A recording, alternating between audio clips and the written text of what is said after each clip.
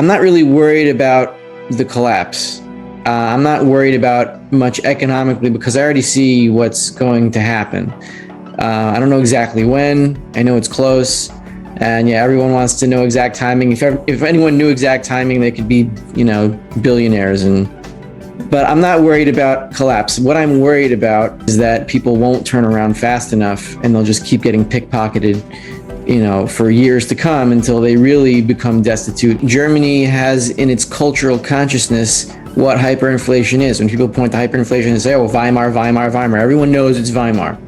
Other countries have experienced it, but Germany is definitely the most famous. And a cultural memory is very important for how a culture behaves under certain circumstances. It changes the way an entire nation behaves. And hyperinflation, it is qualitatively different from regular consumer price increases. Because with regular consumer price increases, you might have, still if you go back to that pickpocket analogy, somebody's taking money from your pocket and you don't realize it, so you're not going to turn around and punch him in the face and he's going to keep taking money from you. But once you turn around and you see, and this guy's still taking money from you and he's just doing it in broad daylight and you're like looking at him, you'll get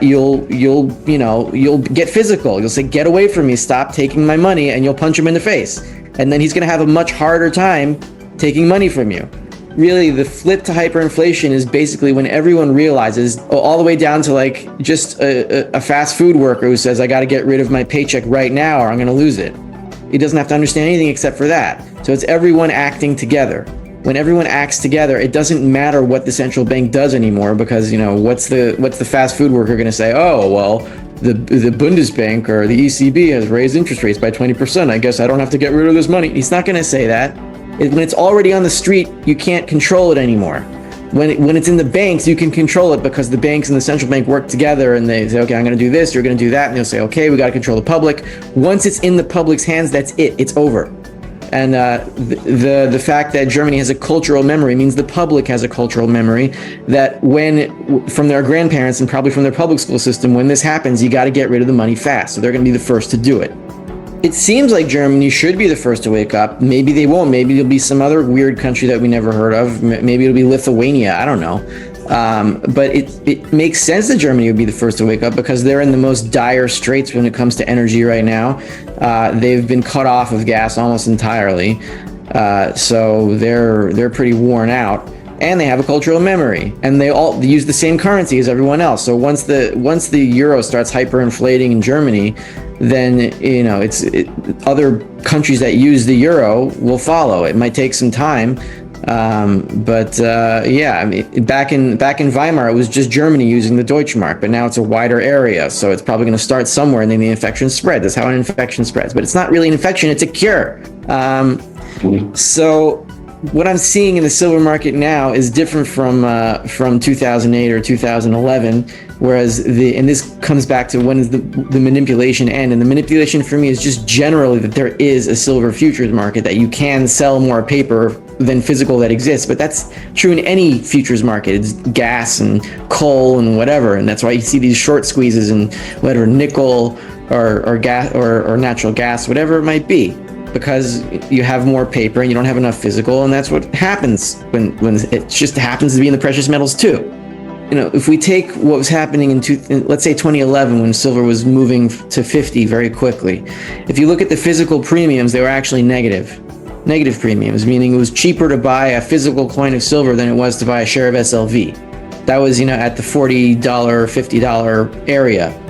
So what that shows is it was just paper speculation. It was just like people saying, oh, this thing with 3 letters, SLV, maybe they didn't even know what it was, is going up. So they tried to chase it and then they all got smashed. So now what's happening is that the premiums are staying up. The demand is in the physical market. People are buying coins now. That did not happen in 2011, did not happen in 2008 very much. It happened a little bit. Now it's happening very strongly. How many people really understand what money is? Even among the camp, even the sound money camp, there's this whole Bitcoin camp, and they have some correct ideas, but I'm very much not in the Bitcoin camp. Not that I think it's a problem, but I don't think it's going to survive a monetary collapse, because I think it's just another derivative of money on top of the other layers. What we're doing is we're not trying to wake up the average people. I don't talk to the average person. I talk to the people like you, that we're trying to get the people that sort of kind of understand that it's money, but they don't get it quite perfectly. Nobody gets it perfectly. I don't get it perfectly.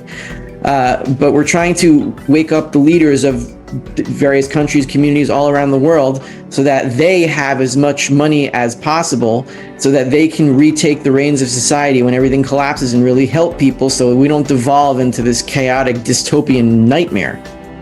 We want as much. We want the leaders to have, on whichever level leader that you are, to have as much money as possible, real money, which means you'll have as much power as possible, which means you'll be able to counteract, the bad actors here that are trying to restart the inflationary system. In the Weimar hyperinflation, you could buy a nice house in Berlin for about, $100. If we had foreign exchange students, exchanging $100 bills for these, nice pieces of real estate in downtown Berlin. So $100 back then, it was $21, $20.65 or something an ounce, between $20 and $21 an ounce for an ounce of gold, right? So a $100 bill is about 5 ounces of gold. And in a monetary crisis, what generally happens is central banks and banks go after gold. The public can't go after gold because it's too expensive, so they go after silver. And then the gold to silver ratio descends to about 15-1, which is historically the monetary average before 1873, when silver was demonetized. So in an environment where silver coins are money along with gold, then you generally have something around a 15-1 ratio. So 5 ounces times 15 is 75. Is it going to last? No, it's not going to last. It's not going to be like you're going to have like a steady, market of 75 ounces for a house. I'm saying at the peak of a panic, when people need silver because the gold substitutes don't work, and when gold substitutes don't work, you need actual silver to divide gold into retail amounts for maybe a few weeks, maybe a month or two at most, and that's even pushing it. Then in a panic, when people need physical coins to survive because they need to divide labor, then you could probably buy a house with 75 ounces of silver. So when you have that price, do it. And I'm not talking about predicting the end of days or anything, or using numbers and math. I'm just talking about logic. I'll just give one example, one thing that I talked about. And in a modern sense, it takes what we could say since 1934, you could say since 1971, but really the inflationary cycle started before 1971. That was just an admission that, the inflation is here and we can't keep this pretend price of gold anymore. But what I would like to see, what should be done, is that, like Ron Paul's idea of competing currencies. Like when you have private markets, they tend to run more efficiently. So money is just another market. It's just the most marketable commodity. That's what it is even now. It's just we use inflated substitutes. So, in the immediate aftermath, you'd probably have, gold companies or gold miners issuing paper certificates to their shareholders, and then those could be traded. And then you'd have goldsmiths and silversmiths, making their money, and silver would be in the immediate aftermath you'd need it. But once you'd have functioning gold substitutes, could be a gold-backed blockchain, could be more paper. We'll probably keep the digital. It'll probably be a gold-backed blockchain, I see, because that's most efficient. But in general, stockpiling any commodity now is going to help, because people are going to need real assets once the money is no longer functional. The script discusses the speaker's anticipation of an economic collapse and emphasizes the inevitability of hyperinflation. They believe that while predicting the exact timing is impossible, people must respond quickly to avoid prolonged hardship. Germany's historical experience with hyperinflation positions it as a potential early responder due to its collective memory. The speaker notes a shift in the silver market, with current demand focused on physical assets, contrasting with past speculative trends. They argue for acquiring tangible commodities and real assets to prepare for a monetary crisis, suggesting that post-collapse, gold and silver-backed systems might emerge, supported by blockchain technology for efficiency. The overall message urges leaders to prepare, maintain resources, and support society during and after the economic disruption.